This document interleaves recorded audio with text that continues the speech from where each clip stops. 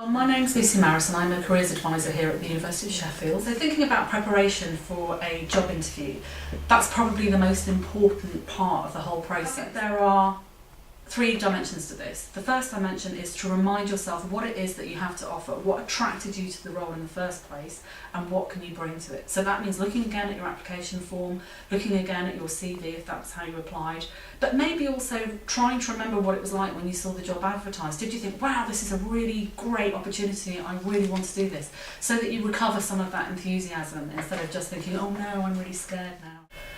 Also think about it from the point of view of the employer. That's the other really key part of preparation. What is it that they said that they wanted from you? But I think there's a final aspect which is easy to overlook, which is very practical things. Make sure you know where the interview is. So you need to be ready for anything, and part of that preparation is to be clear that you've read the letter properly, you know how to get to the venue, and as far as possible you found out what to expect on the day. Don't be nervous about phoning up an employer to confirm attendance and clarify any details that you're not sure about. Thinking about what to wear for an interview, it's always a good idea to dress slightly smarter than you imagine the organisation to be, but also think about the sort of organisation that you're joining. Also be aware of other things. If you're a smoker, don't have a cigarette to calm your nerves before going into an interview. You will smell a smoke and it will create a bad impression. The typical format will vary depending on the type of employer you're going for, but always expect to arrive 10 minutes early, freshen up first before you go into the interview, make sure that you sit quietly in a reception area, be friendly, reread your documentation, be ready to be called in for either an individual or a panel interview.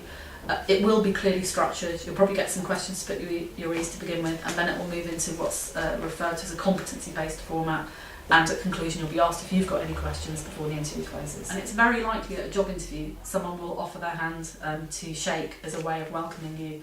I would say follow the lead of the interviewer. If the employer offers their hand for a handshake, you should take it and shake it in a firm but not iron-clenching grip, and smile, make eye contact. There are some questions that will always come up at interview, so you have to be ready for them.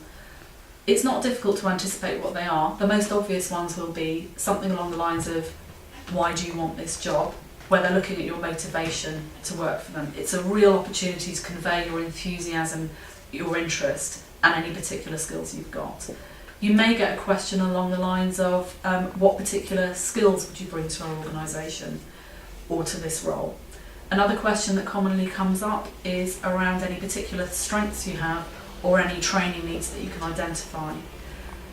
You will always get a question at the end of the interview along the lines of, do you have any questions for us? Which, as I've already identified, is a good opportunity to both ask those questions but also to sell yourself again in terms of your enthusiasm. Thinking about the tone of the interview, an interview is obviously a professional interaction, so it is important that you engage in a professional manner. Obviously, you should use professional language, so it's not appropriate to use slang or language that might be deemed to be offensive. I hope I don't need to say that, but it's extraordinary what people will do when they're nervous. In terms of tone though, I think because it's serious, sometimes people can get quite inhibited and almost become a little bit bland. It's okay to smile in an interview, and it's okay to laugh if appropriate to do so.